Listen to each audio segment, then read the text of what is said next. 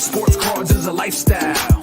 Sports cards and we live now. Jeremy Lee in the building and every guest that you ever needed. Sports cards after hours keep the hobby heated. Updates, hobby talk like you never seen it. Sports cards live and none could ever beat it. Sports cards is a lifestyle. Sports cards and we live now. Welcome to another episode of Sports Cards Live with your host, Jeremy Lee. All right, welcome everybody to the PWCC Weekly Hockey Live Auction ending coverage. It is Sunday, March the 19th, 2023. My name is Jeremy Lee. I would like to thank all of you subscribers, viewers, podcast listeners, and if you are not yet subscribed to this YouTube channel, please take a moment and do so. But let's get on with the show and bring out our co-host, Josh Madigan of Hockey Cards Gongshow. Josh, welcome, and how are you this fine Sunday? I'm doing awesome, Jeremy. How are you? Should we call ourselves Team Malkin and Team Draisaitl tonight? Yeah, I'll be debating Malkin. the two. You're Draisaitl, I'm Malkin, right? There we go. It's, you know what, I often get a little bit, I can get like sort of annoyed by when we have to observe or get into debates about comparing two players who are somewhat from a different era. That whole, Jordan versus LeBron or Mike Trout versus Mickey Mantle, like all these things. It's George Vezina versus Patrick Wall. How do you really do that? And I've realized that even comparing players who came into the league like about 10 years apart is challenging. And that applies to the Malkin versus Draisaitl comparison, because when Malkin came into the league, points were harder to come by than in recent years. But it's funny because we just finished talking about that. So thanks for that.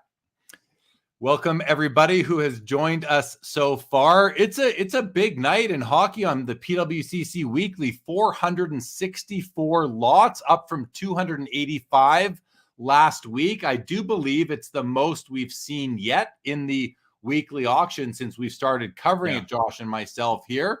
I don't know about you, Josh, but I went through and I favorited 56 items, 56 out of 464. So called, I don't know what that is, 12, 13% or so. There's lots of cool cards in the auction. Extended bidding, everybody, starts in 27 minutes. It is all access, so you can bid whenever you'd like. But Josh, again, I said 56 items that I favorited, not because I want to buy them, not because I love them. It just means cards that I'm most interested in seeing where they end. Did you go through a similar exercise at all? Or if you didn't, could you estimate how many items in this auction do you find to be particularly interesting? Yeah, I don't know if I can put a number on it, but what I did notice this week is a really nice mix between vintage and like late 90s, early 2000s. What do we call those? I don't even know. I always get all twisted around that era as far as how to term it. And then to the ultra modern stuff, there's some real kind of cool, very recent cards that I like. And so I think in the weeks past, we've had some that have been very vintage heavy and others that have been more modern heavy, where I really felt that, and maybe it just has to do with there's so many more cards this week, that there's a really kind of good distribution between all the eras and different types of cards. But there's definitely 20 or so that really kind of popped off at us. Well, you still have me wondering what to call that era from the end of the 90s till the early 2000s. And I'm just going to call it 25 years ago because I don't know what else to call that. There's no real good word for it. I mean, I like to refer to the second half of the 90s as like the creative insert era. And then after that, I guess you get into like the memorabilia, the introduction of autographs and memorabilia from like 96 to really, let's say 2004 until the lockout. And then you get into the RPA era or something like that. But in any event, let's say hello to the people who have posted in the chat so far. I welcome you all. And then we'll take a look at some items. Name from Indigenous Rookie Cards is here. Always good to seeing you. He's looking forward to seeing some sweet cards. Nick Martelli is back. Jeff McMahon is back.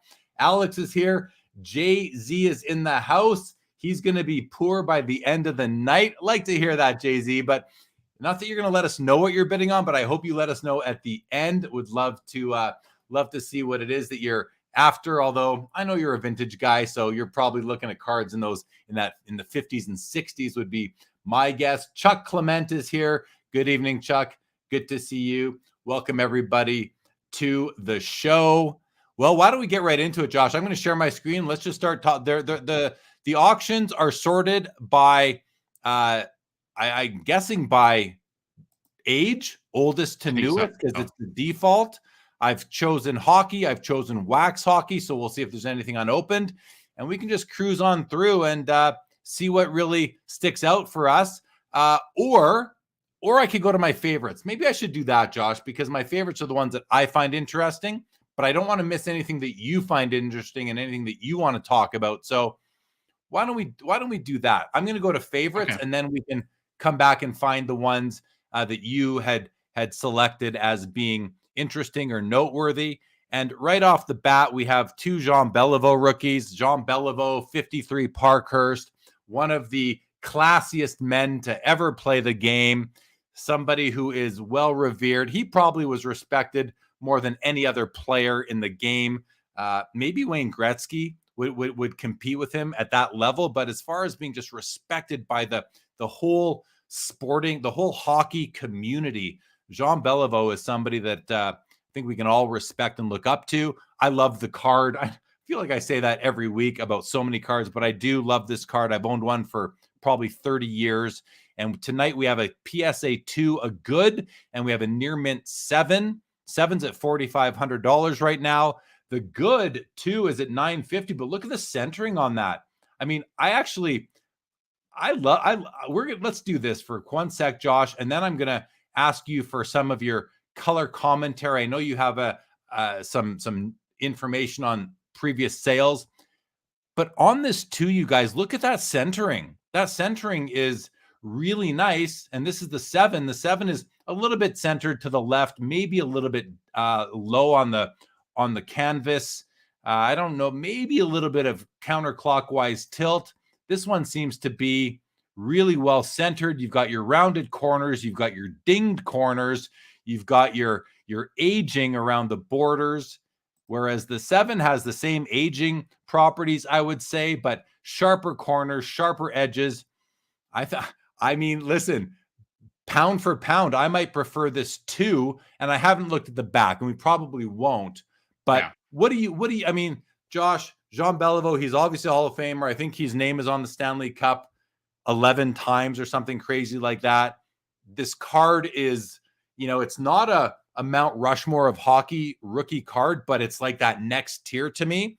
What do you like about this card, Josh? And what do you know about previous sales? Well, what I would say about the card in general is I really love the card. I think Beliveau is actually 17 times on the cup. I think it's 10 times as a player and 7 times as an executive. But I'm going to look that up just to verify.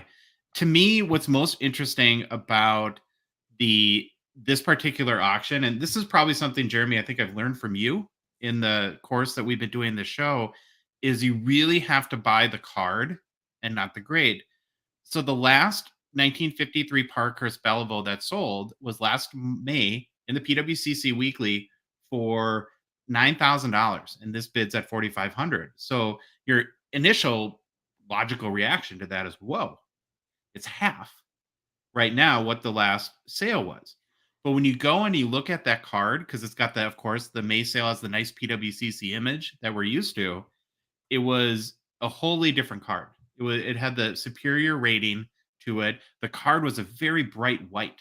So it didn't have the yellowing on the cardboard, or I don't know what you term the kind of the border color here, as it's a little orangey or yellow. And it's almost like stark white. So it's a very different card. It looks way, way better than this. So it makes a lot of sense that this one right now is a little bit less than that one that sold in last May with that superior rating from PWCC. Yeah, and this just comes back to, buy the card, not the grade. Not all 7s are equal. Some of them aren't even close to equal. So if this card was centered better, but still a 7, because maybe there was an additional scratch on the surface or something like that. But if it was centered better, this card could sell for a lot more than this copy will sell for. This is an opportunity to get into a lower end 7 for probably a good price. Good deal. And if you're somebody that's competing on the PSA set registry, that's going to be important to you. If you're going for the Hall of Fame registry or the Canadians all-time greats or a certain all-star team year, trophy winners, this card is going to appeal to you, and it's going to be, maybe 2/3 of the price of the PSA 7 that sold last year that Josh was just talking about. Or you could spend a lot less money and buy this 2, which I really like this for a 2. I want to just try and have a look at the registration. I'm just going to go back and forth. I'm looking at his face right now, and I will zoom in a little bit here. So when we look at his face here, so it's a little bit blurry. That eye looks a little funny to me. Let's look at this one and see if I'm noticing it wrong. This does look a little cleaner. There's something. The 2 seems to just have less clarity or maybe some surface wear. Tough to say exactly what it is I'm seeing, but it's not bad. Like, I really like this for a 2. Are you guys noticing this up here? It looks like this card had a price tag on it on the outside on the slab at one time, and there's some remnants of that sticky that is left there. And I use a thing called Maguire's to rub to get stuff like that and other small scratches off my slabs. But this is a really nice card. The 7 is nice. I don't think it's a particular strong 7, but it's still, I'm sure it's fairly graded as a 7. I think this is a very strong 2 just based on the centering. And this is a card that, if you need a Beliveau rookie and you don't have thousands, this is a card that I think is really nice for its grade. So I'd recommend it. I do have his resume update here. He is on the Cup 17 times, 10 times as a player, 7 times as an executive. He's a 2 times Hart Trophy winner, an Art Ross Trophy winner. He won the first Conn Smythe Trophy. So that's kind of cool. A little feather in his cap. And he had 512 goals and 1,219 career points. And actually, if I can make a suggestion, because it would be the card we featured from here, I would, because I'm really interested to get your perspective on the card. If you go down a row, there's a PSA 10 that is the 1962. And this attracted my eye just because you don't see PSA 10s very often and cards this old. And the design is just kind of crazy. Yeah. So I'm not a huge fan of those early 60s Parkhurst sets as far as the design. It's cool. There's a couple I've liked, especially after working with you guys on your master class for Parkhurst and doing my own Sets 101 thing on Instagram. I've come to like them a bit more. But I can also tell you that you'd be surprised how many high-grade Parkhurst cards there are from the early 60s compared to, say, Topps Baseball or Topps Hockey. Not to say that they're all over the place, but if I recall, the gem rate or the mint rate even of some of these early 60s cards are higher than I ever expected. Now this might be a pop 1. It's a pop 5. So that top 5 out of 296 that were graded. 5 out of 296. Yeah. So what's that? About 1.6 top, 1.6%. But that kind of seems high for a card from that year. I mean, like one in 100 is a 10. I mean, you got to think how many kids didn't destroy their cards back then. I think it's really cool. I think this is going to go to a set registry person is probably going to be the person who wants this. It could go to somebody who's doing the Beliveau run, which would be, a great addition to either of their collections. Yeah, it's a neat card, and I can't wait to see what it ends at. I wonder if is it going to, like, if this was a pop 1, this is a $10,000 card, I would have to think. As a pop 5, I wonder where it top, maybe even more than 10, maybe 15,000. As a pop 5, where does this end? I really don't know, but I'm looking forward to seeing. Do you have a guess? Yeah, it's already a record high. So the last sale was in 2019 for $931. And then actually in 2015, the card had sold for $1,855. And so I wonder if it's a case where maybe between 2015 and 2019, that pop count grew by 1 or 2. Yeah, that could be it.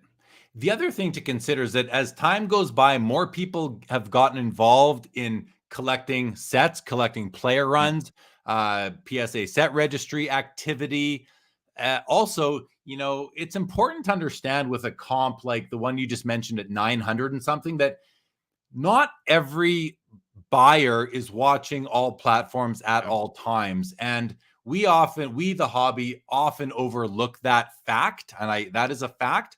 We often overlook it. And I feel that we sometimes put too much value into some comps. And that could work both ways. Some comps that are really high, we could value too much. Because what if two people said, hey, I need this card. I feel it's worth $2,100, but I want to make sure I get it.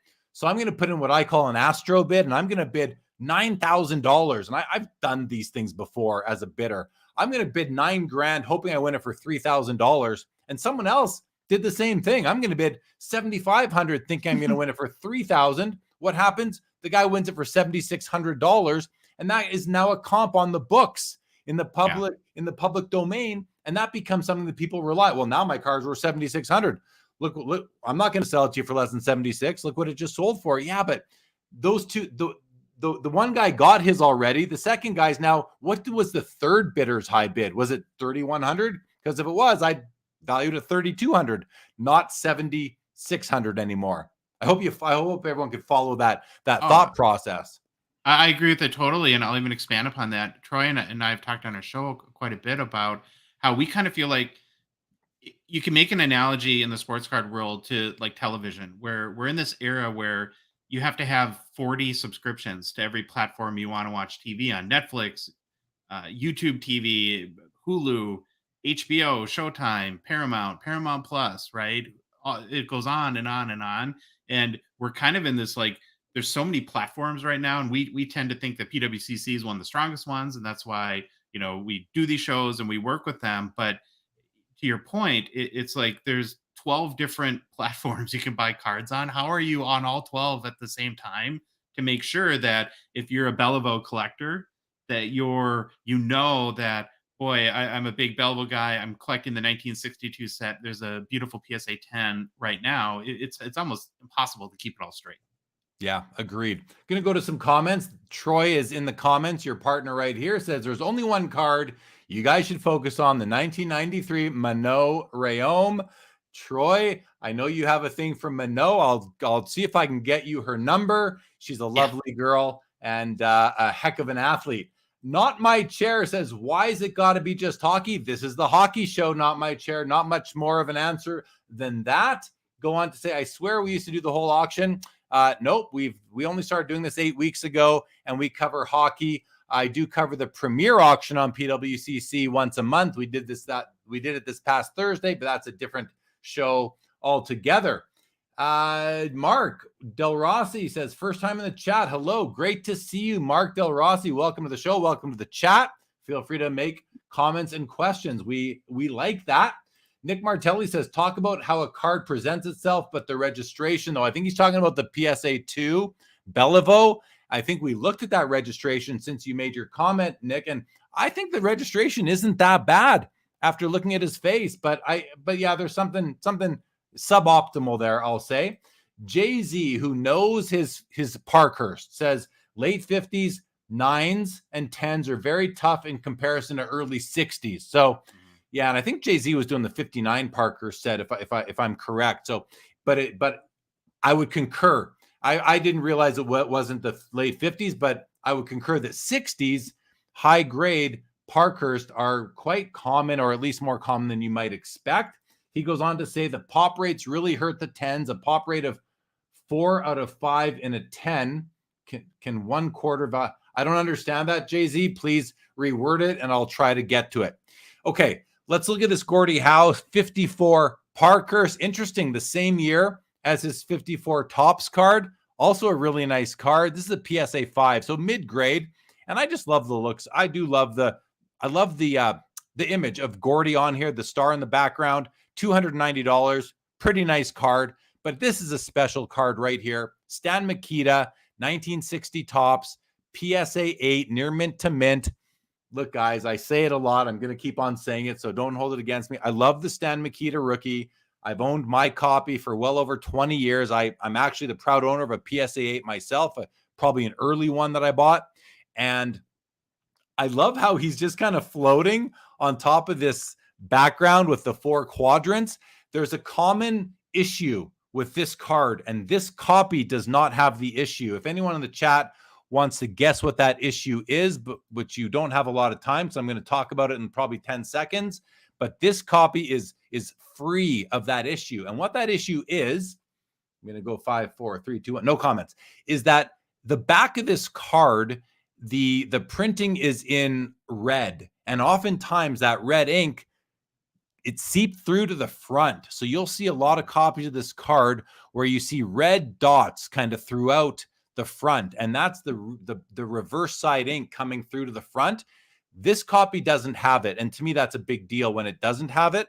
Centering isn't perfect. It's a bit high. It's a bit to the right. You can see this border here is, significant. I'd say it's noticeably wider than this border here. And same with this border at the top. It's noticeably narrower than this border at the bottom. So I'm not saying it isn't an 8. I think this is clearly a near mint to mint card. The edges, the corners all look beautiful. The surface is pretty much amazing. I think the only thing keeping it, without there being a technical flaw that we can't see on our screen, and without looking at the back, is likely the centering keeps it from being maybe an 8.5 or a 9. Stan Mikita, he's an original Blackhawk, not original, but he's a Blackhawk, played with Bobby Hull. He's and I don't want to steal Josh's thunder because I listened to their podcast. They talked about this card on it. So I'll just turn it over to you, Josh, to talk about some of the highlights of Stan Mikita. Yeah, well, obviously a legendary player. I'll kind of start with the card. So it's a PSA 8, of course. It's a Pop 57. So there are a fair amount of copies of this card, but there's only 3 PSA 9s and there's 0 PSA 10s.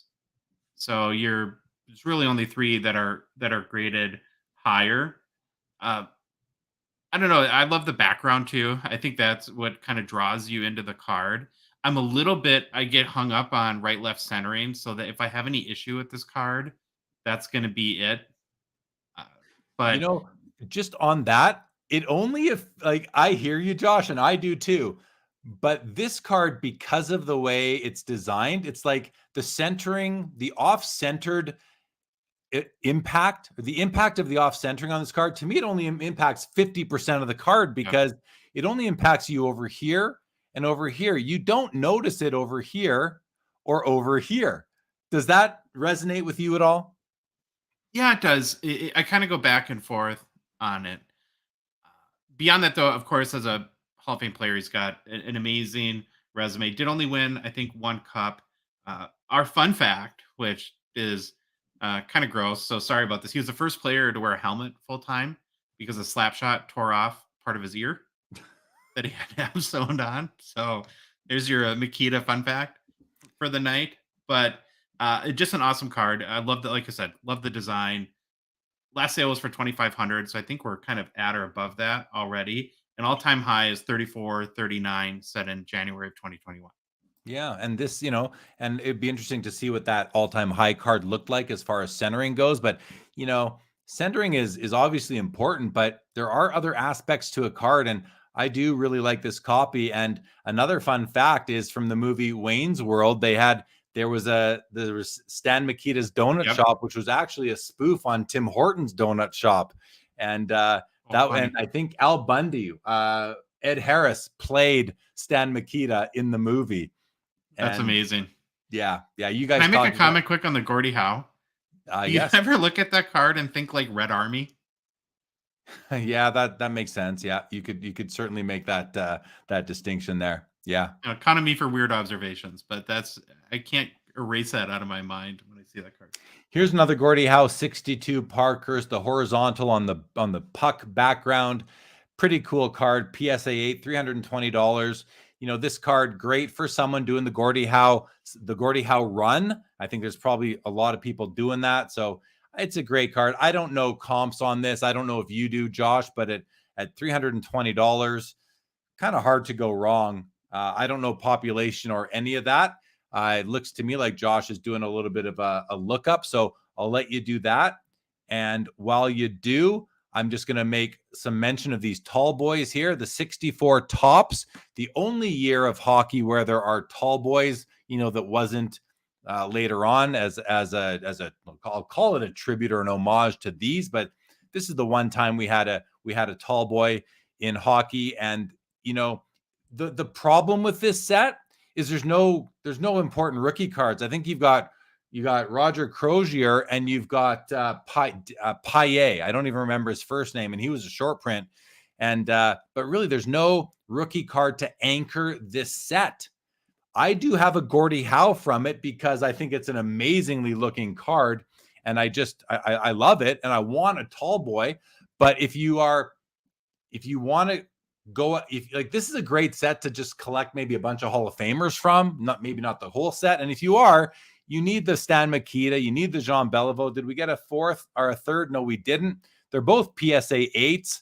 I mean, $420, that's a nice looking card. $750 on the Beliveau. I'd want to know the populations. I'd want to know comps just to have that data in my mind.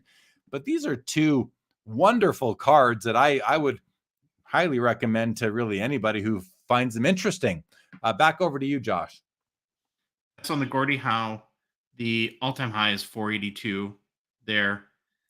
I did look up the pop on it. It is 176 out of 445 graded. There's 8 PSA 8.5s, 53 PSA 9s, and 3 PSA 10s.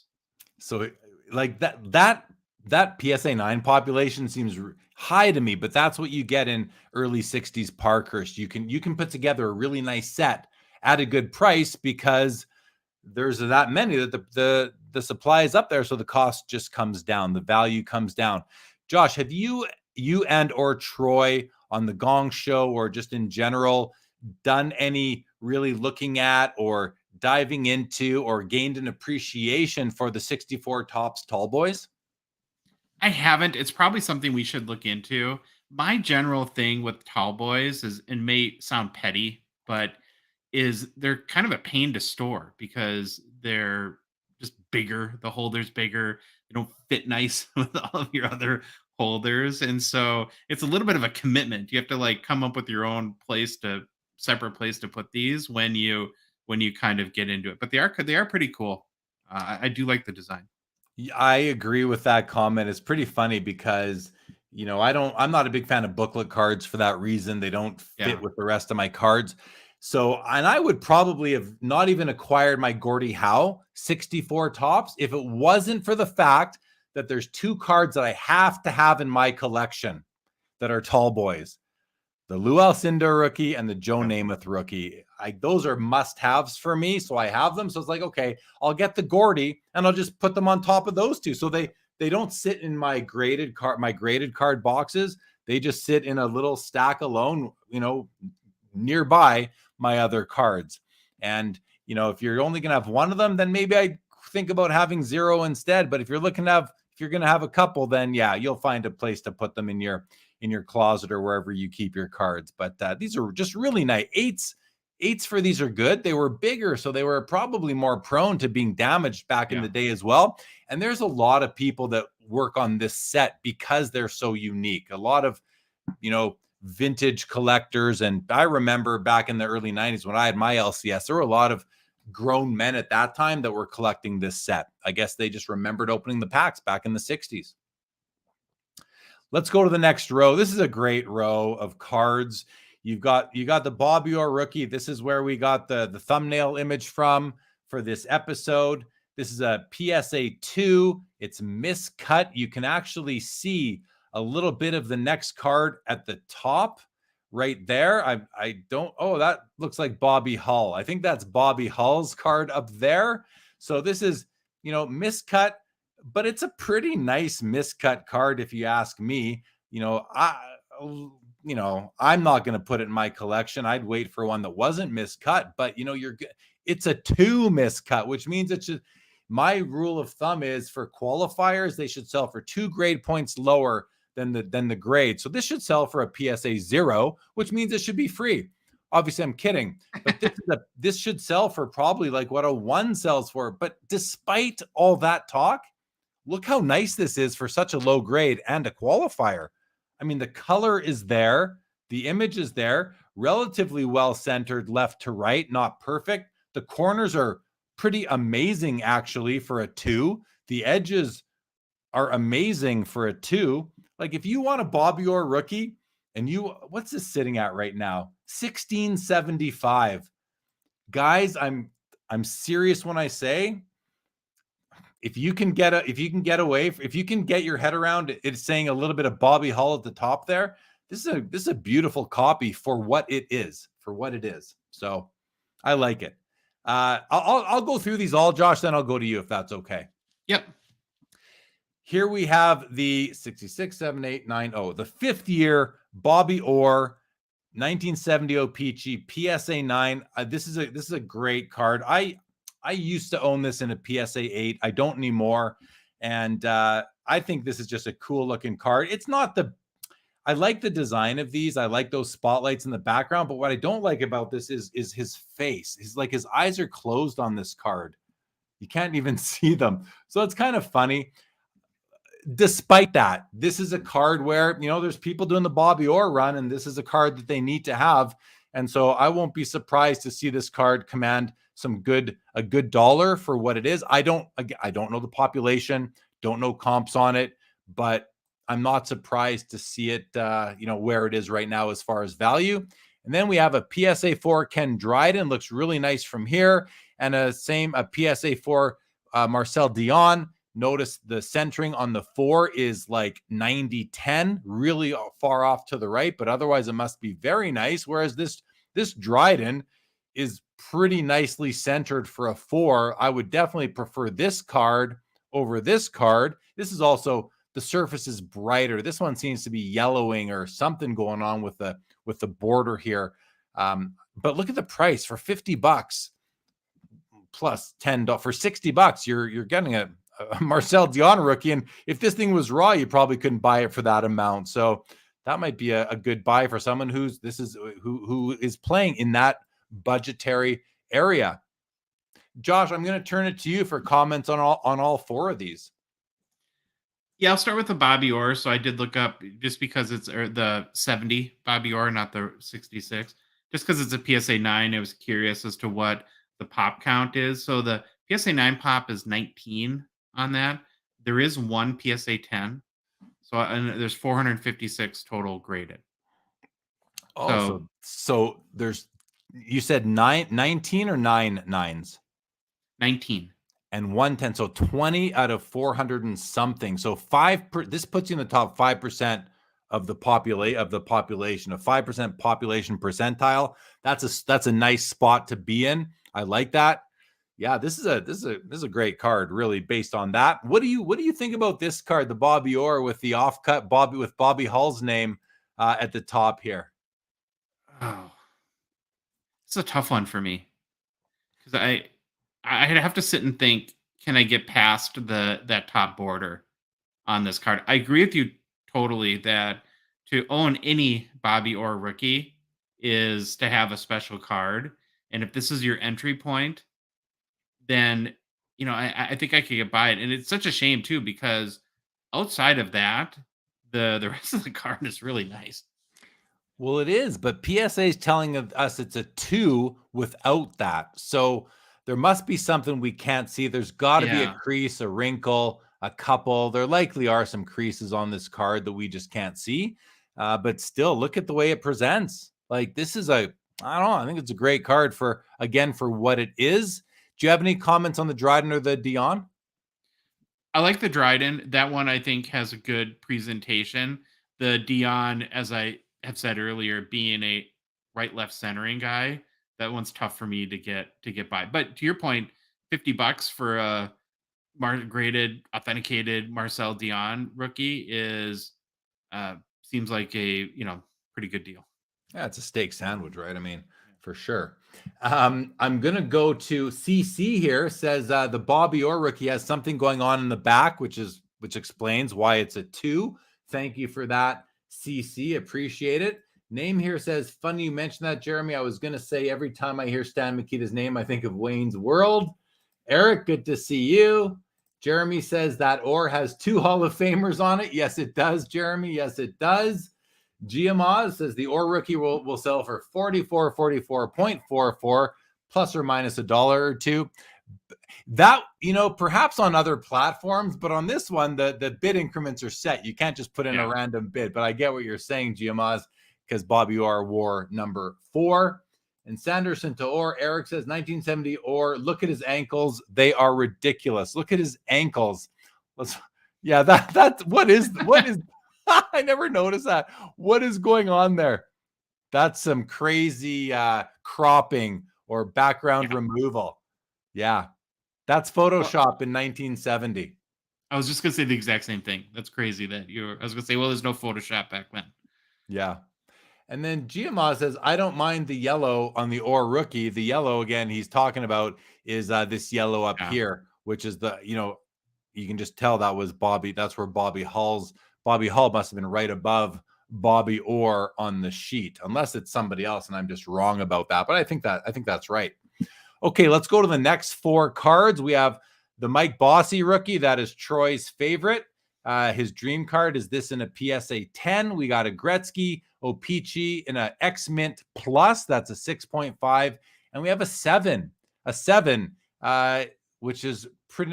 Let's look at these side by side because, and I mean in larger format, because from here I prefer the 6.5. So let's just go in and take a look at these 2 cards and try to understand. So the 6.5, the side to side centering, pretty good. Obviously, it's a little bit shifted to the right. The registration is okay, not perfect. You can see the oil drop. The magenta plate is placed a little bit high, but not, and a little bit to the left, but not too bad. Legs are nice and sharp. Face looks pretty good. Yeah, it's not perfect, but pretty good. But the Edmonton Oilers are on the same plane. I really like the word Edmonton. That is a nice dark printing of the word Edmonton. The registration, as far as the black and the blue goes, really, really solid. Minor offset there and down under here, but not too bad at all. I mean, this is a really nice copy. The edges to me are perfect. The corners look wonderful.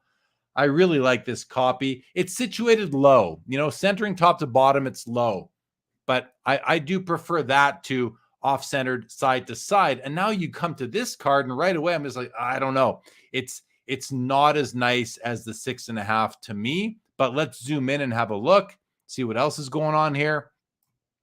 Another instance, the word Edmonton's really nice, except for right there, but that's minor. The word Oilers is on the same plane. That looks good. Really clear in the face versus this one. So we have better registration on the 7. See, that's more blurry than that. You seen that, Josh? Yeah. Yeah. So this one has better registration, better image of Wayne himself. The oil drop is it's on the proper or vertical plane, but you can see the yellow plate was a little bit offset. The blacks and the blues are basically perfect. The edges look good. I do like the edges on the 6.5 better, but taking nothing away from these, I don't think there's anything wrong with them. The that's my personal taste. Corners look good. This bottom right corner, something going on there? Not really. I don't think really. It might not be a perfect 90 degrees, but nothing that's going to throw me off or make me like the card any less. So to me on this one, the only real issue is that left to right centering, which you do see it. Top to bottom centering looks really good. So the trade-off here is better centering on the 6.5 with minor blur in the face to really nice face here, but the centering is off. So $2,900 on the 6.5, $3,800 on the 7, pretty close overall, only $900 off, which is about a 33% difference. So it's significant, but I like both of them. I really do. I like both copies. The 7, though, the centering is going to scare some people off. What do you think, Josh, on the Gretzky's? Well, first I want to start with just a general observation that and an appreciation that I've actually learned from you over the last couple of months is when you look at this card, and if you want to blow any of them up, there's something I want to point out. And you go to the bottom right corner, there's so many fine lines and so much going on in the design of this card. It's no wonder why there's 2 PSA 10s in both tops and OPG, especially going back to printing technology again in the late 70s. How, the printers must have like looked at the design team and been like, are you guys crazy making us print this card? I mean, look at all the fine lines. So I've really gained an appreciation just for that fact alone. And you're making me a registration snob, which I never really had even considered before. And so I think in these 2 particular examples, when I look at the 7 and just the clearer picture, that kind of holds weight with me. Well, good. I'm glad I'm turning you into a registration snob. To me, it's the most important and the most under considered by the hobby. Look at the legs here. So on the 7, look, I want you and I'm you, Josh, but I want everybody to look down the edge of his leg, right where I'm tracing with my mouse, and then look at the 6.5. You can see it's a little bit blurrier here. It's still good, but it's a little bit blurrier there than there. See how sharp that is? And this has that bit of blur. And you can see it right here in the oil drop. You see the magenta plate kind of sticks up above the yellow. The yellow is kind of, you can see this yellow coming off. If I blow it up even more, just to make this obvious for everybody, you can see some yellow shadow down here. And then you see the oil drop is orange, but then this over here is more of the just red or magenta. So that's contributing to this blurriness over here. And then we'll also see it up above in the word Oilers, where you see the yellow right there. You see it down here, and along all the letters, you can see the yellow coming down. So the yellow plate just wasn't placed directly on the magenta plate, or at least for these details of the card. Whereas on this one, we're seeing the same issue actually on both copies. Just less severe on the 7 than the 6.5. So I have a question that you might not know the answer to, but I know you've studied this card for many, many years now. Have you ever heard why the registration is such an issue? Was it just impossible to line up, or were they trying to just go so fast that they didn't have great attention to detail?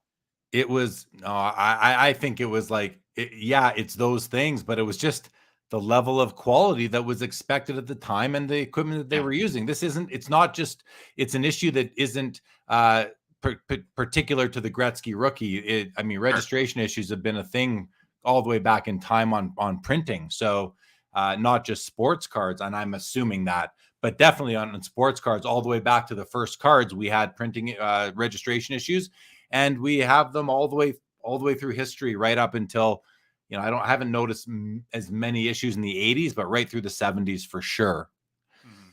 The Bossy rookie is a PSA 9. I love this card. Troy loves this card. $1,425 right now. O-Pee-Chee. This is a really hard card to find centered.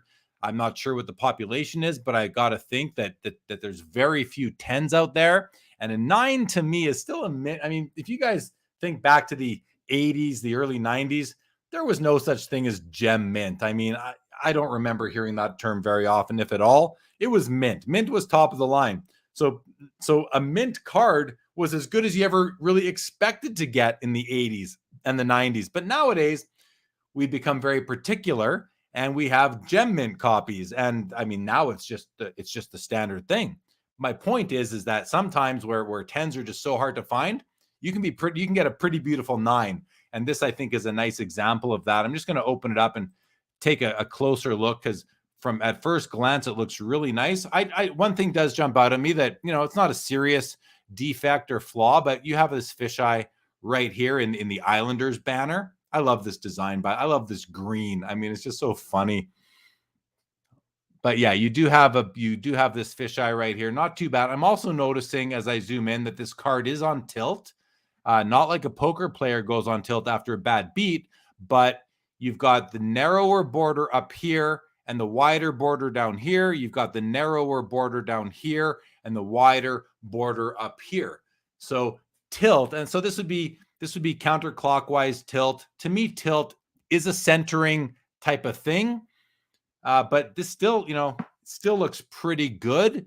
And if you are okay with the tilt, if you are okay with that fisheye, this is definitely not going to be an eye appeal designated card. And let's make sure that PWCC didn't give it one. They did not. So I'm on the same page as they are as far as it not being a particularly strong 9 or above average or better, but I'm not going to dispute it being graded a 9 as it sits. So 14.25 where it is seems fair. I could see this getting another bid or two.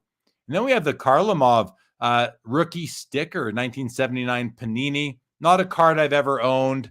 Not a card / sticker I've ever owned. Not a card I particularly covet. I'm not a Kharlamov fan, but he's in the Hall of Fame. And for the Hall of Fame set registry people, this is on the checklist. So it's gonna get, it's not for a 9, $74. That I do not know comps, but that feels cheap to me. What do you think or know, Josh? Anything you want to say about the Bossy or the Kharlamov? Yeah, I'll start with the Bossy. So it's a pop 118 out of 1,197. So almost just under 10% of the ones that have been graded are PSA 9. And there's only 7 PSA 10s. So much tougher to get a PSA 10 of that card. And I think it's a really nice copy.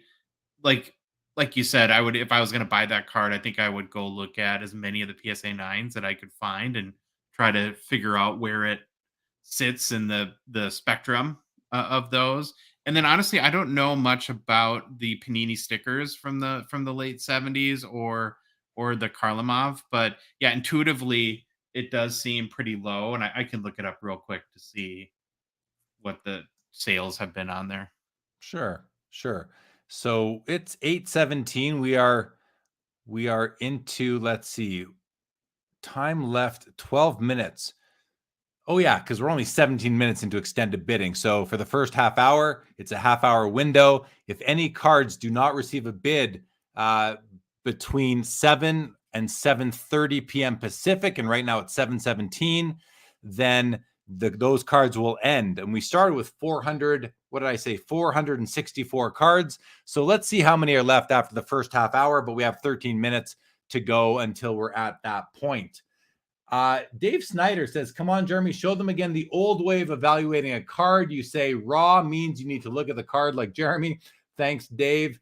Says, this is the reason I think grading is just not good for the hobby. I don't think the hobby is where it is without grading. So I don't agree with that, Dave. I think without grading, the hobby in the age of the internet and buying sight unseen can't exist the way it does. Not to say that grading is great for the hobby in all cases, but I just don't think the hobby is where it is without it.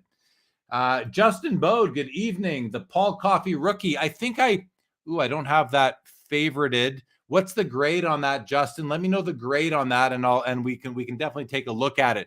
Josh, you've said your piece on these cards, correct?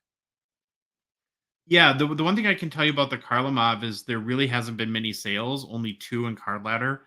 The last one was in 2021 for about $82. So there's probably not a big market for that card. Got it. Okay. Yeah, the market isn't going to be huge. It might be restricted to those people doing the PSA Hall of Fame set registry. Sure. Okay. This next row of 4, we have this is a PSA 9 Raymond Bourque rookie. I think it's off center, left to right when I look at it at first. Yeah, it is. This border is wider than this one. Top to bottom looks pretty good. But these edges, these corners, the surface, the color, like look at that yellow. That yellow is so bold. Sometimes it fades. Same with the black in the jersey. This is a good looking print. What do you have to say on that, Josh? Oh, I was just gonna add the pink in the puck. Really is very bold and vibrant and stands out to me too.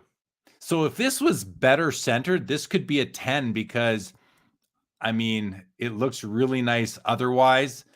So, if again, you have to be able to be, and I only say this because so many people in the hobby, like I'm a registration snob. So many people are centering snobs, and that's fine. Like, please collect what you like. I'm never going to judge you for that.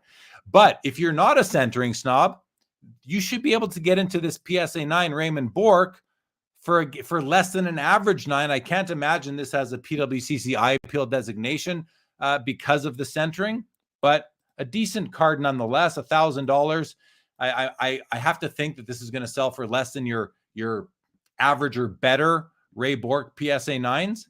We have a BGS 8 Mario Lemieux O-Pee-Chee rookie. This does have a PWCC eye appeal designation of A or above. You see the A right there, above average, top 30%.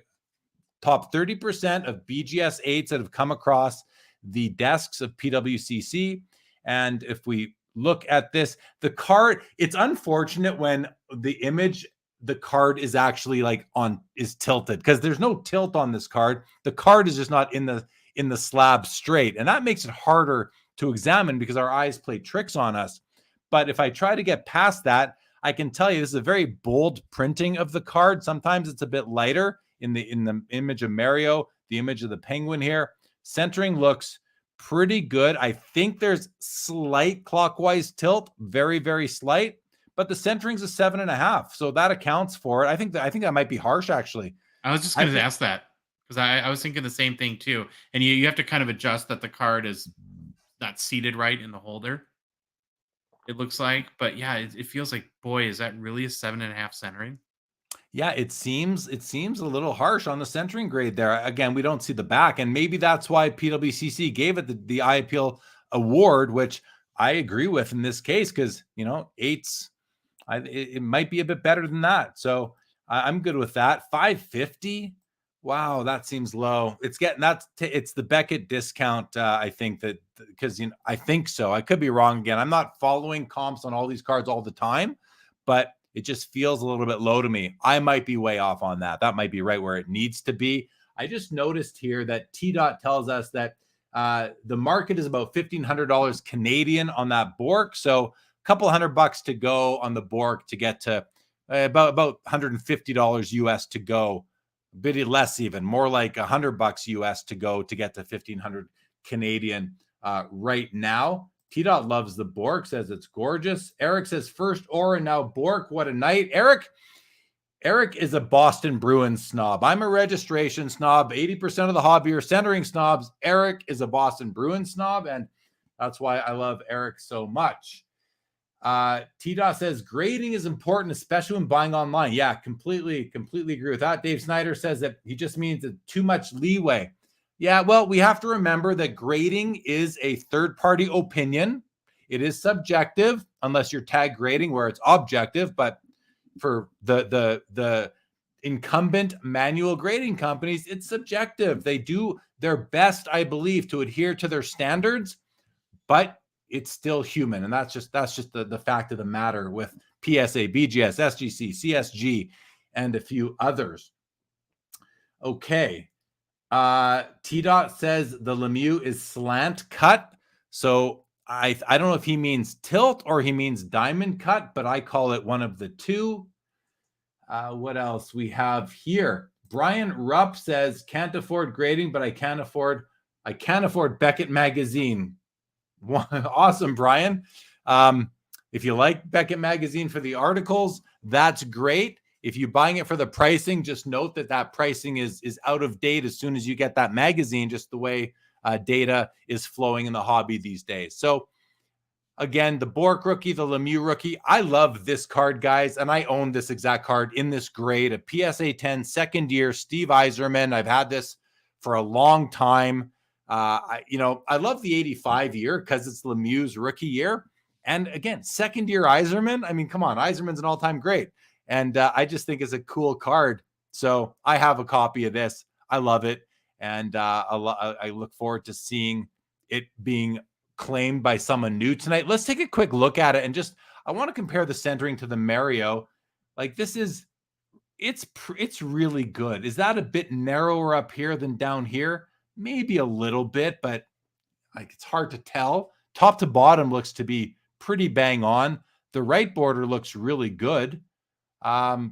Maybe a bit narrower here than up there, but you missed the border up here, so it's harder to tell. A nice copy overall, easily a PSA 9 from what I can see, not PSA 9. It's a 10. So is this a Gem 10? Probably fits within those the standards from a centering perspective. And I can only say this from the centering perspective because I can't see the surface as well as we need to. Edges and corners, though, seem to be like those corners are sharp. And I'm sorry if no one else cares about this card but me, and I don't think that's the case. This is a great card. Corners are like perfect. Edges look great. Like, tough to tell if there's any wear because they're white, but the centering, is that within the 10 standards? I think it is. I think for a 10, you can be 60-40. So this is definitely within that range. I think it's a great card. I can see why it doesn't have an eye appeal designation on it. So I think this is a fair card. $775. Don't know what its comps are, but I love the card. I've got some info, and I have a couple questions about this card because I'm kind of interested in it. So, since you own it, do you have any idea what the pop is on the PSA 10? I would have at some point, but Take I've had a it for guess. so long. It's probably changed since I bought it. Take a guess. 18. Ooh, really close. 17. Come on. Yeah, out of 548 graded, so that's pretty good. Wow. I love the picture, but there's one thing that is really odd about this picture. I'll give you a few seconds to figure out what it is. Something really, oh crap, what happened here? Something really odd about the picture. There's something missing. His right arm, the stick. The stick. Do you think he didn't have a stick, or that they cropped the stick out? It's just, when do you think- ever see a hockey player without a stick? I think he's got the butt end of the stick in the palm of this glove, and the rest of it is just behind him. I think he's got the stick. We just can't see it. Maybe. It's just kind of odd, right? I Because think he's holding it like across his groin area, kind of like he's holding it like this, and he's holding it like this. So we can't, it's on the angle, so you can't see it. Yeah, maybe. I think that's the case, because he's got to be he's holding. This is game action. I believe this is waiting for a face off or something like that. It looks like to me, but hey, still fun call out by you on that for sure. And then we've got the Patrick Waugh PSA 8 rookie. I want to take a look at this. This is we talk about Waugh all the time. Important card. I'm actually wondering why it's only an 8. That top edge is pretty rough, but that's that O-Pee-Chee cut. It's off center, top to bottom. I can see it's a little bit narrower on the top, well, a lot narrower on the top than the bottom. So that's probably outside of like 60-40. And then side to side, it's thicker over here. It almost looks like, I think it's sitting, it might be diamond cut. This card might be diamond cut because it looks like it's sitting flat in the holder, but I'm noticing an angle this way. Like it's almost like this way here.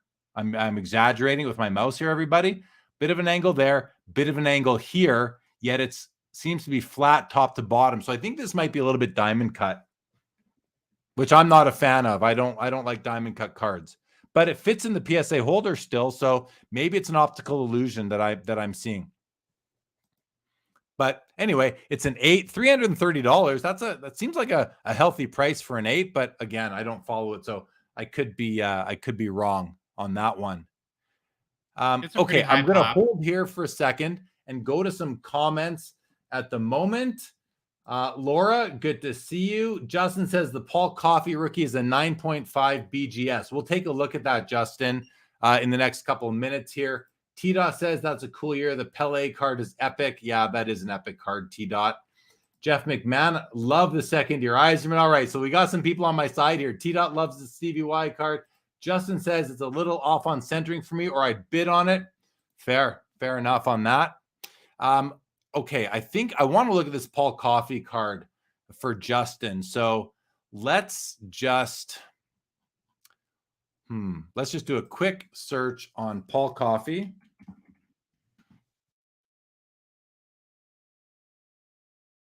Here it is here. Can I right click, open a new tab? I can. Okay, I'm going to close all these other windows for a second. And let's see what's coming up here. So here's the BGS 9.5 Paul Coffey. It's already been extended to the next window, Justin, so I'm not holding up too much. What I'm looking for here, first of all, to me, is this card pack pulled? So I'm going to zoom right in to get a look at the edges and see, do I think that this card was pack pulled or was it cut from the sheet with equipment that was better than what O-Pee-Chee had back in the day? And honestly, I don't know. I'm not convinced either way. This edge looks really clean. This edge looks really clean, i.e., really good cutting technology, but the bottom edge looks more like your typical O-Pee-Chee cut, which makes me wonder, is this, when was this card cut from the sheet? The top edge also has slight O-Pee-Chee cut, signs to me. And this edge does a little bit too, but not so much. So what's the grade on the edges? It's a 9.5. Yeah, I don't know, Justin. I mean, the card looks really good. It looks really clean. The registration's off a touch, but I haven't examined enough of these to know how common that is.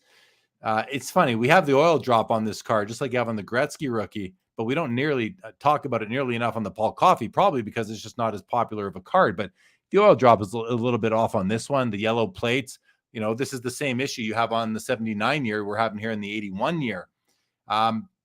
I think the card is good. The problem with BGS 9.5 1980s O-Pee-Chee is that a lot of people are going to assume that it's, as we call, sheet cut, meaning not cut by O-Pee-Chee in 1981, 82, probably late 81. These cards were released on January 1st, 1982. So it's tough to say, but I'm curious what the chat thinks. Do you guys think this card is pack pulled, or do you think this card is, as we call, sheet cut? I'm curious what everybody thinks. Josh, do you have any comments on that? Yeah, I wouldn't know if it's pack pulled or sheet cut. And I'm still, if this sounds weird or not, deciding if that matters to me. This is a Pop 42 card. So just to give people idea of the pop count. And from a comp perspective, the last sale on all-time high was just over $1,000. It was $1,037 US.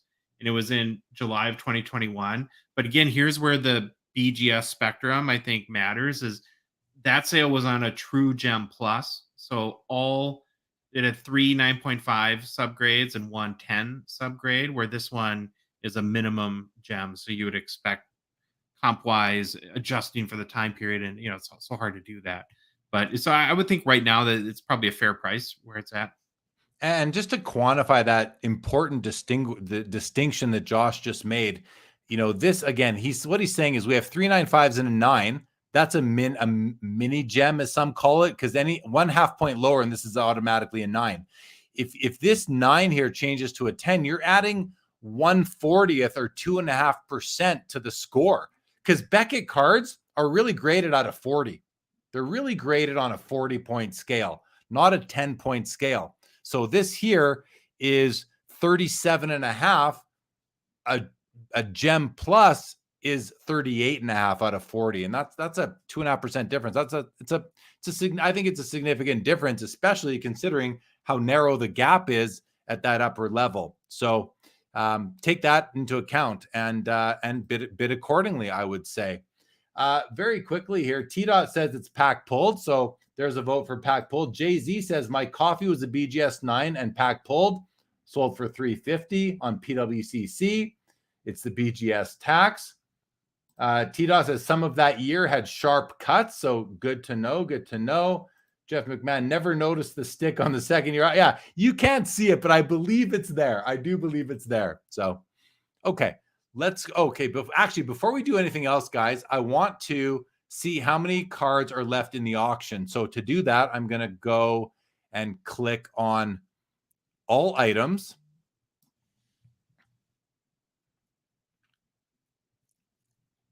And then we're going to go here and we're going to come down to the weekly auction. We're going to pick today's weekly auction being March the 19th. And then we're going to come down to category and we're going to select hockey. And we're going to select wax hockey just to stay consistent. And let's see how many items survived the first level, the first half hour. We lost 263 of 464 items. So there we go. We're down to less than 50%, meaning that only 201 out of 464, only 201 out of 464 items got a bid in the first level of extended bidding. and we're down to 201. I'm now going to click back onto my favorites. And I hope that this, I think I only, 12 left. So we lost a lot of my favorites that are finished. So to do that, I'm going to go back here, and now I'm going to do status, and I'm going to click on closed. And is that going to give me the other categories, or I got to go through this whole process again? Hockey here. I'm going to skip the wax part, but I'm going to pick the weekly auction. No, this isn't going to work now, Josh, is it? Because I don't want to only look at closed cards. So instead of doing that, everybody, we are going to do this. We are going to stick with all items that are left, but I'm going to go back and I'm going to just select the hockey cards in tonight's auction, and then we're just going to use those as the ones that we are looking at. So what I should have done is just opened up a new window altogether, but I wasn't thinking that far ahead. I apologize. And we're going to go to hockey here, and we're going to hit apply, and we're going to have 201 items that we can scroll through and look at. So we're going to come down, and I'm just going to kind of stop. Josh, if you see something that you want to stop on and talk about, let me know. Otherwise, I'm going to scroll through until I see something that interests me. The chat is also eligible to let me know. And congratulations to Troy for winning the Minot Rayome. Yes, he bought it. Congratulations, Troy. Very happy for you. Very happy for you. It's creepy, but okay. Joe Nieuwendyk, PSA 10 O-Pee-Chee rookie.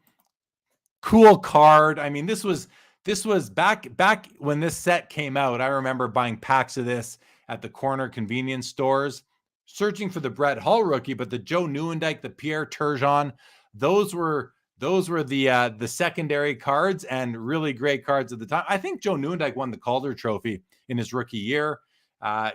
Great player. I think he even scored 100 points in his rookie year. Someone can correct me. I might be wrong about that, but I think that's the case. I like the card. I think it's cool. What's it sitting at right now? $270 for a PSA 10 Hall of Fame rookie. Not bad. Not bad at all. And then we have the 85 scoring leader. So this is a rookie year Lemieux, not a rookie card, but a rookie year card. Some might think it's as good. If you're doing the Lemieux run, you need this card. And the PSA 10, we watched the PSA 10 sell a couple of weeks ago. I forget what it ended at, but nines, you can often get it like 10 to 20% of 10s from this era, maybe even 10 to 15%. A good option on a rookie year Lemieux in PSA 9. Josh, did you have any commentary on the Nieuwendyk of the Lemieux? Yeah, so I just looked up the pop count on the Nieuwendyk real quick because I was curious. So it's a pop 87. 87. Yeah. Does that seem a little high?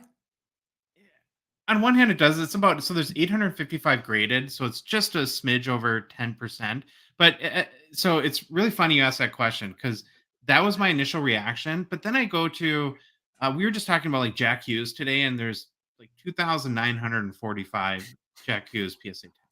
So it's like, at what point do we stop punishing the, and it's like, it's weird. Like, nobody sees a Jack Hughes and thinks, holy crap, there's a 3,000 of these in PSA 10. That's just not the first thing that comes to mind.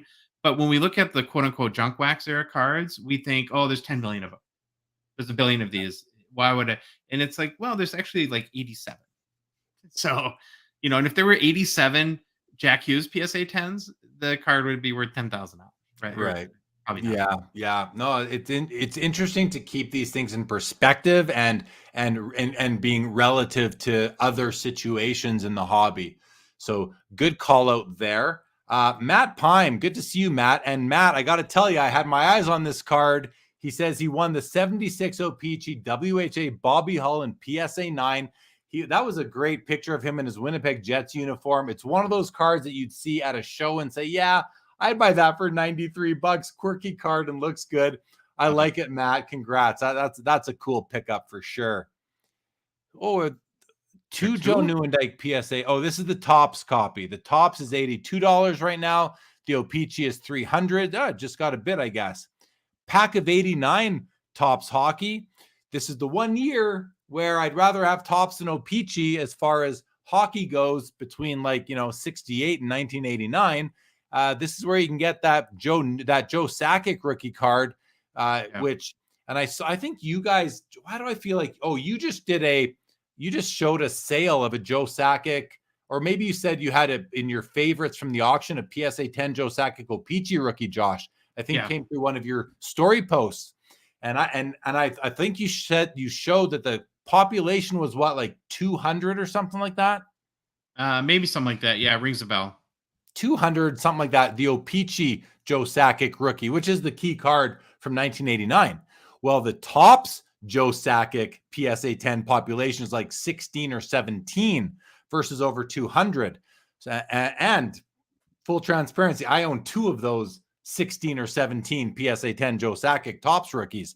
I'm bullish on it. And I thought, hey, for when I was buying those for like $600-700, I thought that's just too cheap. And then they shot up to like $3,000. I don't know where they are now. Probably down to that $1,500 to $2,000 level, but I love them. But a cool pack, not a rare pack by any means, but grading a pack probably costs more than $54 itself. And that card is now sold, or that item is now sold. The pop on the O-Pee-Chee is $290. $290. And the Topps, I'm pretty sure it's 16, 17, maybe it's 18 now, but it's a lot lower. We had a Teemu Selanne Upper Deck French PSA 10 card sell for $88. Lidstrom PSA 10 French Upper Deck card does $72. Mario Lemieux Gem Mint 10 foil 92 Bowman at $105. This is cool. This is a cool card, you guys. I mean, if you were collecting back in 1992, this was like, these cards were huge because they were like, I think they were like 1 per pack, maybe a foil. And there were like high numbers were harder to get. And like the Gretzky and the Lemieux were really tough to find. This is a pretty cool card. I'm thinking about this one right now for myself. There we go. $630 on the Paul Coffey. What was that at when we were looking at it? Like $525. $525.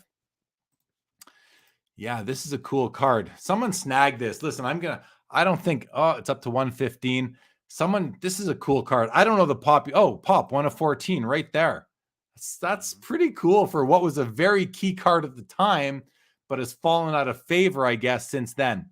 I got 2 minutes to consider that. I'm going to do a couple. So here's a question about this era is that we're seeing a definitive run on the late 90s hockey cards right now. And you just have to wonder, is there a run coming on early 90s? So is this person making a good buy where in maybe 2-3 years down the road, cards like that are really coveted within the hobby? Who knows?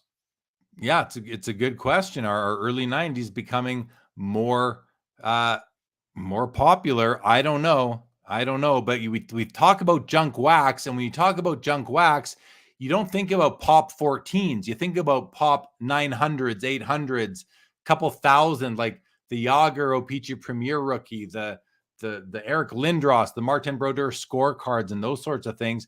A pop of 14 for Lemieux, it's up to 130. Yes, you guys must. I'm guessing you guys are. Someone out there is listening to me on this, and I'm probably I'm still thinking about it for myself. Gosh. Cool card. I'm going to leave it for you guys. Good luck, whoever wins it. I hope it's one of you watching. I'm going to be very happy for you. Please let us know at the end. I want to look at this card now. I have this card. I think I have it in a 10. I love it. I'm not going to go for this one, but these hard hats were just cool cards. You know, this is die cut. That is not a black background, you guys. This is die cut. So the top of the card border is the shape of that helmet. And I thought that was pretty cool. These are numbered too.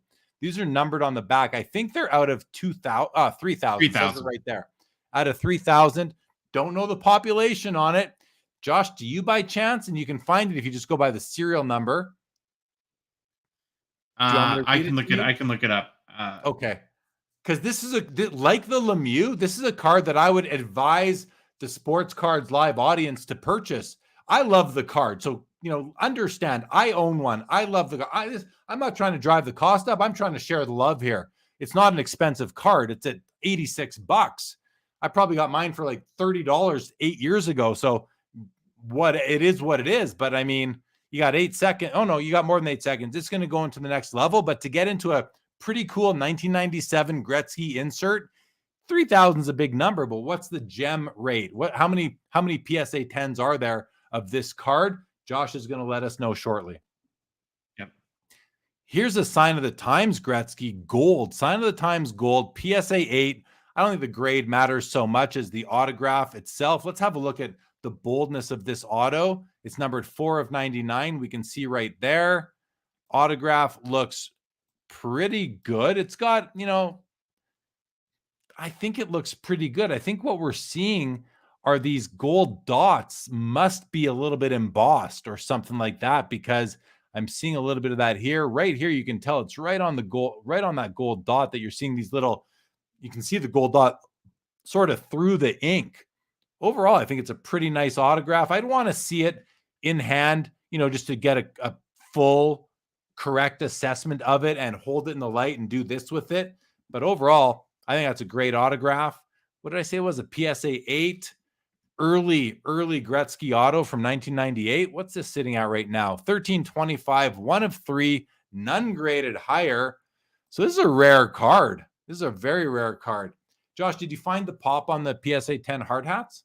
I did. 26. 26.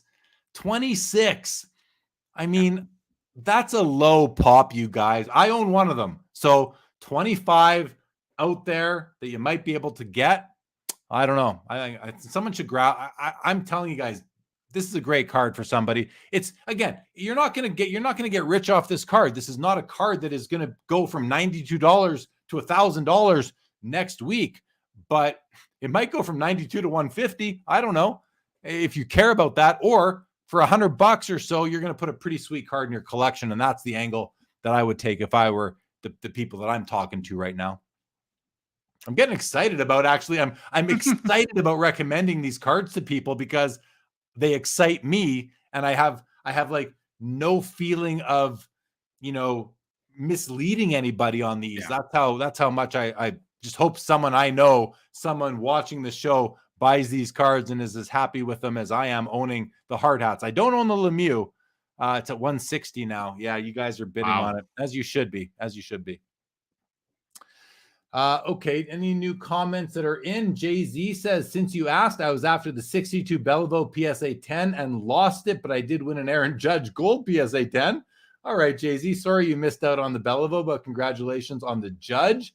T-Dot says it's like the 91 Parkhurst Gretzky yellow and black card. What is like that? This one here? I'm not sure what you're talking about, or this one, or are you talking about this one here? Because I tell you what, I know this 91 Parkhurst Gretzky card, and I don't like the looks of it. I just didn't before. Chuck says was tempted on the the Crosby Ultimate at a 299. Oh, the rookie BGS 9 was really nice auto on it. I think it ended at 3360. That sounds like a fair price for that card. All right, we got this Gordie Howe 1998 Blast from the Past autograph, which Josh and I had a discussion. Maybe this was live. We said, the card has the facsimile autograph, just like the original 54s did. But when Topps remade this card in 98 and they got him to actually sign it, it almost would have been better if they photoshopped that out and just had the autograph here, right, Josh? It almost looks too busy with 2 autographs on it. All that said, this is still a Gordie Howe on-card auto, PSA 9, pop 1 of 4, 1 graded higher, $370. That's a great card. That's a great card and a great value, I think. I like that. What about you? Despite the dual auto. Yeah, well, this is a card that, and I'll see if this makes sense to you, that I really appreciate, but it's just not for me. I can't get past why his auto is on the card twice. But I appreciate everything about it. The fact that it's a Gordie Howe on-card auto. I love kind of the bringing the retro back and having the players sign it, right? We're seeing that a lot now with the SP Legend set that everyone's going crazy for. I just think it was a little bit of poor execution in how they kind of structured these cards. Had they done what you said and removed the facsimile auto and had them replaced with the real auto, the card would be amazing in my opinion. Yeah, I agree. T-Dot agrees with us as well. Too busy. Crosby. Oh, this is now sold. The BGS 9.5 minimum gen mini gem, $1,680. Philip Grubauer, UD exclusives for $45. David Pasternak, BGS 9.5 Young Guns, does $410.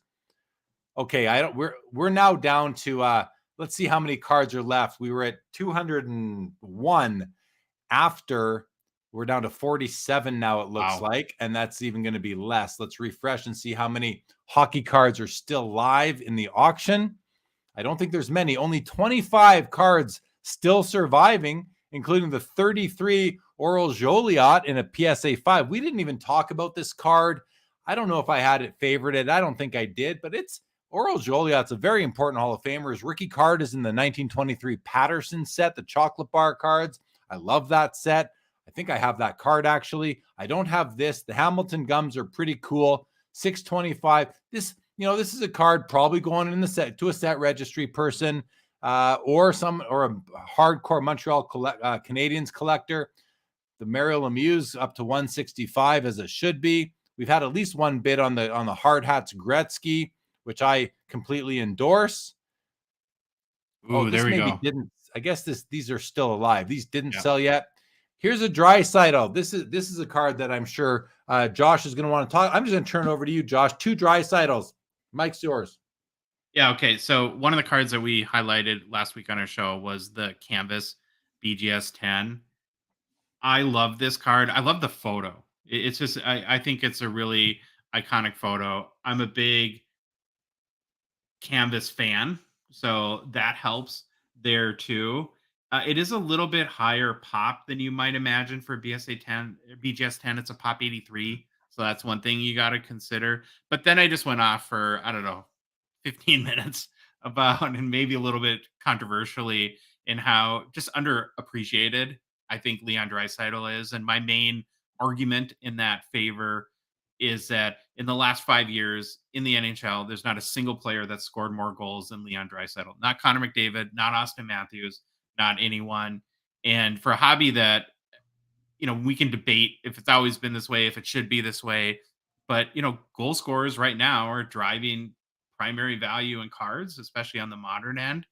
And it's just, I know he's in McDavid's long shadow, and I know he's not as good of a player as McDavid, but when you're looking at a guy who's got 223 goals in 5 years, has averaged 45 goals in the past 5 years, is pacing to end his career anywhere from 600 to 650 goals, which is a lot, right? It just feels to me like he is just underappreciated. And as opposed to getting a high pop Young Guns or, base card or something like that, to me, just because this card, I think, is just beautiful. It's got that sexy BGS 10 grade.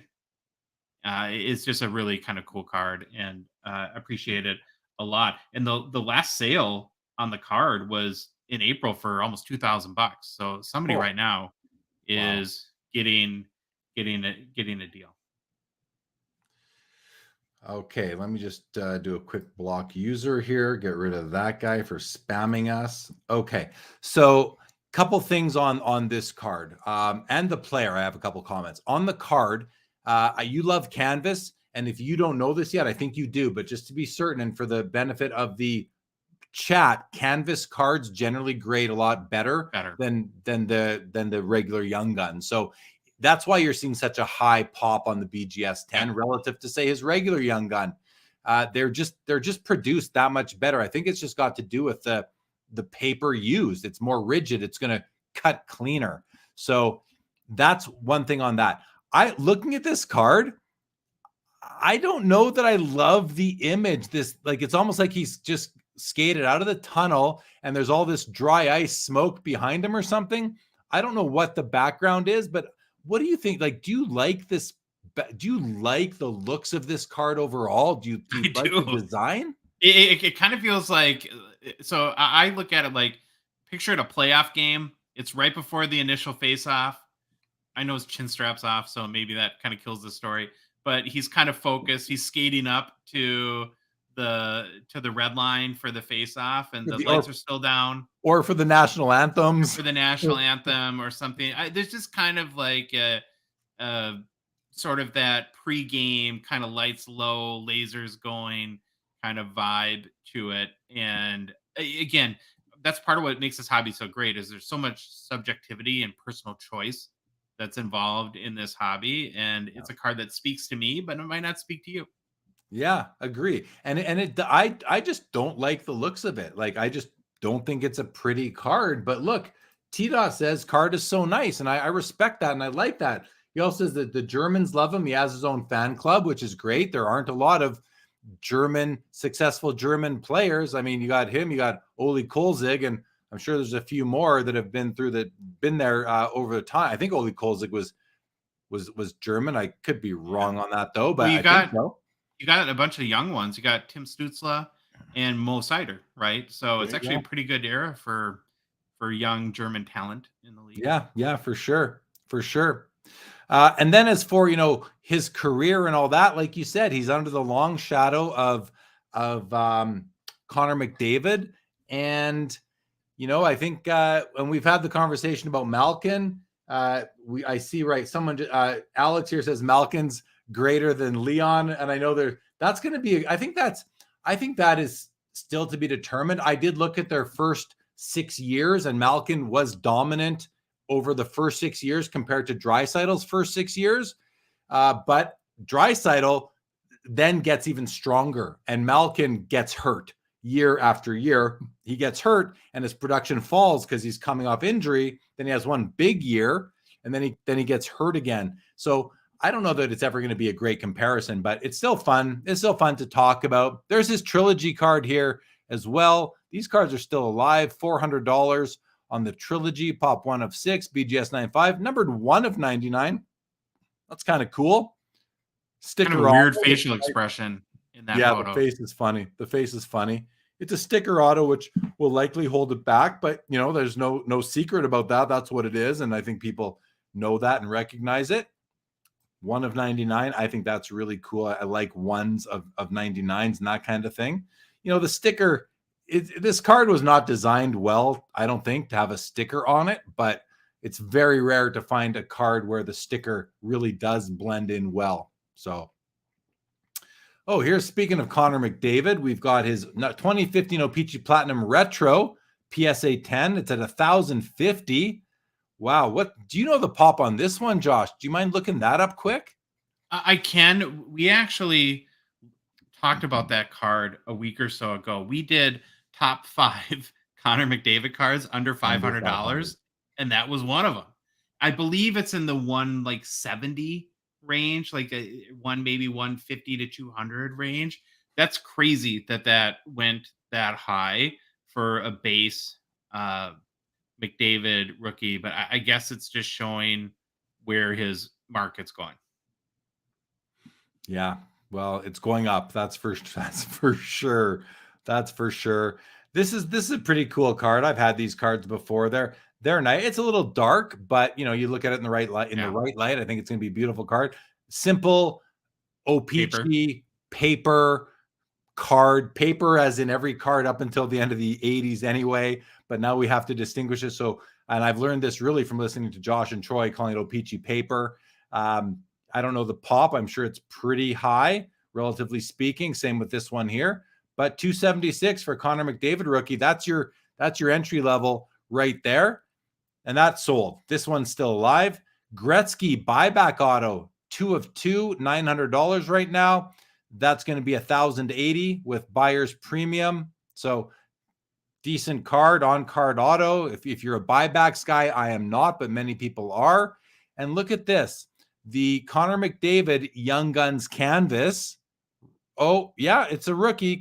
Young Guns, of course. BGS 10 sells for $1,650. And this is still alive at $625. I wonder what the pop differential is. If there's whatever you said, like 90 or something. Draisaitl 83. 83? Yep. I'll look up the McDavid. BGS's website isn't as fast, so it'll take me. Yeah. It's going to be way more. I think it's going to be way more on the McDavid because, I remember being at the expo and Beckett was there grading and people are cracking and grading. Raw grading. You like the look of the McDavid card better than the Draisaitl? I do. I like the look of this way better than the Draisaitl. And that being that it's a horizontal as well, which I always prefer a vertical, but still, I just look, he's cheering. He just scored a goal.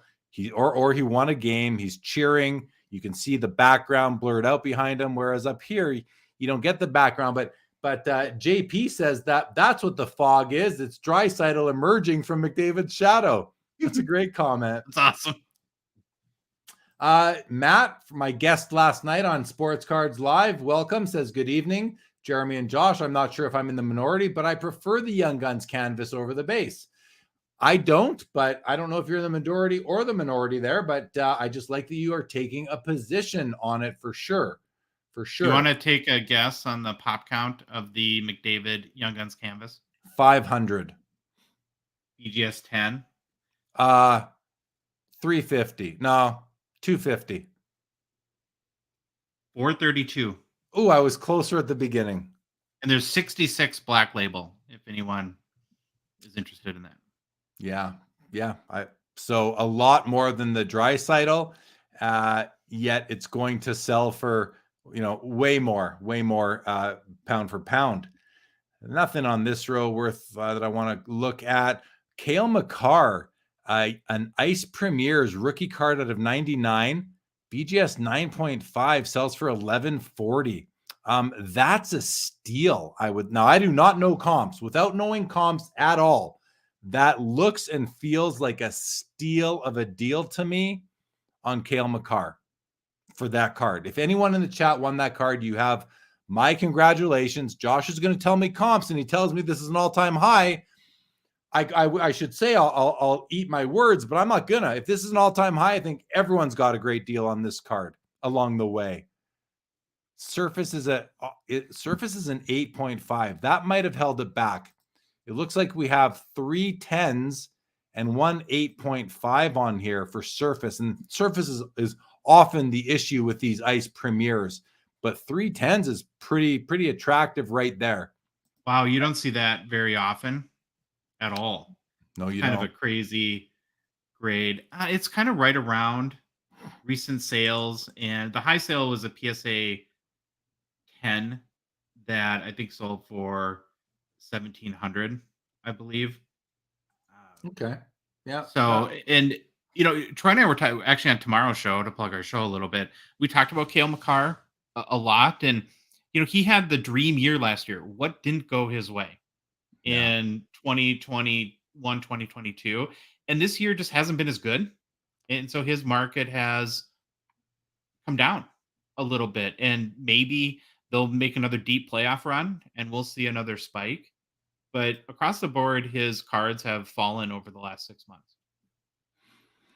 Well, there we go. 3 cards left in the auction, everybody. Only 3 cards remain. A Gretzky Predictor. Those were a huge deal back in the day.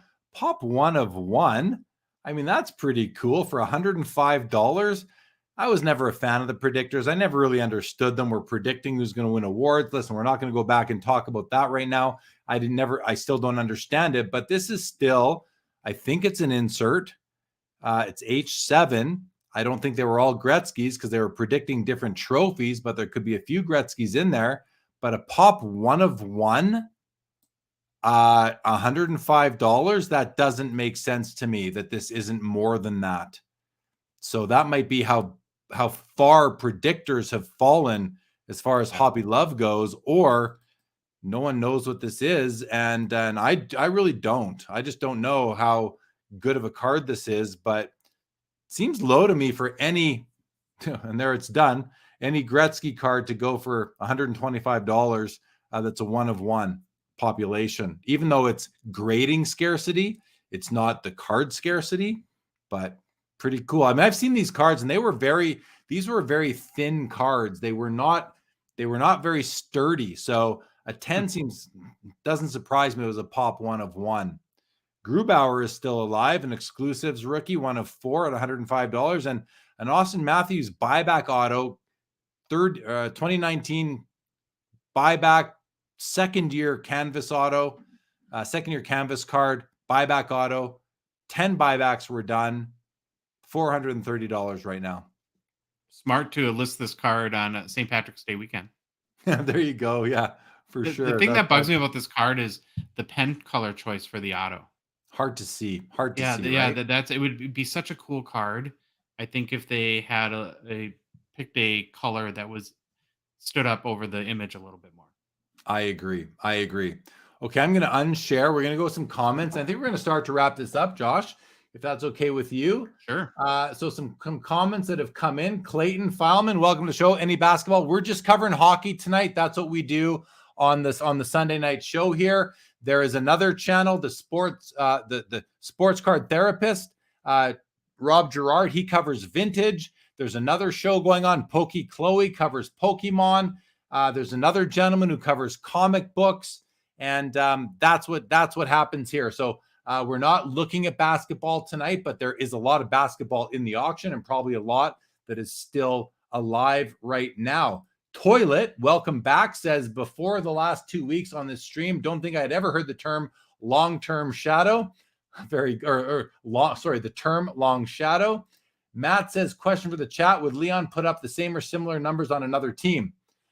I mean, I think Josh would say similar. I'm going to say less, even though he's a stud on his own.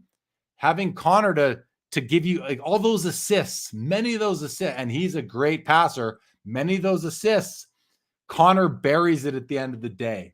So I was curious to see what. But I think that goes both ways. That would be my argument: is that would Connor McDavid be who he is without Leon Draisaitl? I say yes. I think he is who he is without Leon Draisaitl. I mean, he may not have as many goals. You know, he may not be on pace for 150 points, but he'd probably be on pace for like 130, 135. I think he's still the player he is without him. I mean, Gretzky lost Curry, who was a great passer, and Paul Coffey, who was a great passer and skater and joined the Rush, went to LA and still put up really big points, you know, not 212 or 15, but put up big points playing with Bernie Nichols. And, you know, he turned Bernie Nichols into a 150-point man. That's what players of that caliber do. Yeah, it helps them to have a great wingman, but they don't need it as much as other players do. The hardest part of this discussion, Josh, is that we'll never know because you just can't know the answer to that question. It's just fun to talk about. You're right. I mean, exactly. They're all great, and you're arguing levels of greatness, which is kind of funny as a concept anyways. True. T-Dot lets us know that McDavid cards are red hot right now. Mark Del Rossi says those retro platinum McDavids are rather difficult to gem, centering and surface scratching issue. Total pop has to be relatively low. Yep. Yeah, that definitely makes sense to me. Daniel says the McDavid canvas is not a nice looking card. Fair enough. Tyler says horizontal frame of mind. Daniel says Draisaitl canvas looks much nicer to me. I'm the opposite. I much prefer the McDavid, and I think it's nice. T-Dot says McDavid projected 70 goals. That would be awesome. I'd love to see that. All right, let's see if there's no. The auction for hockey is now over. The last 3 cards are all sold. The Grubauer does 130. The Matthews does 552. And again, this one, the Gretzky here does 126. We can do this really quickly. We can go into status and we will pick closed. We can go into weekly auction and we can pick today's, which we have already. And then category, we already have hockey. Let's choose all. And I didn't sort by. I want to sort by highest price. Let's do one more thing here. Let's come to sort by and go to highest bid and apply. And let's look at the first page and see what the most expensive hockey cards of the night were. The Beliveau 7 does 5,400. I think you said 45 was the previous high, Josh. So you said 9. Never mind. 9,000, but it was a superior rated. And so for a card of this sort of point in that spectrum of PSA 7s, that's probably a pretty good value for that. Yeah, it was at 4,500. It didn't get another bid. $900 buyer's premium, 5,400. Alex Ovechkin, Young Guns PSA 10 does 48. The PSA 7 Gretzky does 4,700. McDavid Trilogy Premieres out of 49. BGS 9.5 does 4,200. This awesome Bobby Orr with his eyes closed. I mean, Bobby Orr could play with his eyes closed, so that makes sense. Does 3,600 PSA 9. A great PSA 6.5 Gretzky does 3,480. So about 1,200, well, exactly 1,200 less than that. Here's the ultimate Crosby that we were talking about in the chat, 33.60. The Makita does 32.40. The PSA 10 Beliveau does 31.20. Austin Matthews Young Guns Canvas BGS 10 Black Label 23.70. I wish they put the pop there. That would have been so good to see. The Henri Richard PSA 8 64 Tops Tall Boy does 21.80. That card's looks pretty off-center to me, top to bottom. The Bobby Orr does $2,000. I think that's a great value. I really feel great value. I haven't seen the back. I'm gonna go take a quick look at the back here to see what all that fuss is about. McDavid autograph, SB Authentics autograph, $1,890. That's a 2020 card. The Bossy PSA 9, 1710. Crosby BGS 9.5 Young Guns, 1680. There's the McDavid we talked about. The Gretzky auto does 1600. The Bork does 1260. Same as the McDavid Retro Platinum. The Jean Beliveau Tall Boy does 1230 in PSA 8. We didn't even go look back at to this. that McDavid. Sorry, the McDavid auto real quick. That was I think a roll up maybe. Is that numbered? That doesn't look like it. No. Isn't that wild how the values of this guy, where you've got a 2020 non-numbered auto that sells for almost $2,000? It's probably one of those like group odds, and it's probably like a group A, one in a very long shot card. So not numbered. It seems like a really, really strong price given that. Not that it's not a nice card, but it does. I agree. I do agree. 2020 Metal Universe PMG Red Retro does 1230 for Connor McDavid and BGS 8.5. The PSA 2 Beliveau does 1140. I do really like that card. We saw that. We saw the Gretzky, and we'll stop right there. Let's take a look at that Bobby Orr. Here's the back. Okay, I see what everyone was talking about now. Yeah, there's some definite issues there. Hey, don't know what that is. I bet Colin Murray would know if he was in the chat right now. Something going on there. Again, not sure, but something got on there, whether it was glue or I don't know. But it's not, doesn't seem to be paper loss, which I think would be worse. But there's a lot of that on there. Yeah. I still think that was a great value. If anyone in the chat here bought this card, I'm happy for you. Congratulations on adding that to your collection. All right. Well, I think we're good, Josh. This was fun, a fun auction. Yeah. Fun. I'll just put out to the chat. There's still 52 of you guys out there. If there's anything you'd like to say, comments, questions, put them in there. We got about 3 minutes till we're going to sign off. Josh, anything you'd like to say? Anything on the podcast or at all that you'd like to shout out? Yeah, well, we have a show that drops tomorrow morning and excited about that. And then on Thursday, our masterclass series returns. Is that Carbon again? No, we're debuting with Frank Porco, who's doing late 90s inserts. Love it. And really, really excited about that. He obviously has an amazing collection and has a lot of expertise in that area. And so we're going to learn a whole heck of a lot. I look forward to listening to Frank. I bought cards from him at the Burbank show. T-Dot, the Bork got $1,260. Yep, Chuck Clement is right. Toilet wants to know anything good to look at next week already. Probably Toilet. Not going to go in and look right now, but I welcome you to, and we will be back next week to talk about it. Mitch Grotman will be joining us for next week's episode. He'll be our special guest joining us for the second half of the episode. So look forward to having Mitch on, and make sure you listen to the Gong Show tomorrow and listen to Frank Porco Cards on Instagram. One of my favorite follows. He's got a great collection, great taste in cards, if I might say so myself. All right, guys, that's it. That's it for today. That's it for this weekend. I've done 5 episodes since Thursday, so I'm going to sleep well tonight. Josh, thank you for joining. As always, to the chat, you guys were awesome tonight. Thank you so much. All right. See you guys. See y'all later. Josh, hang tight 1 sec. Everyone else, again, thank you so much for joining. Have a great week. Have a great week. Thank you, Name. I see that. Appreciate your comment.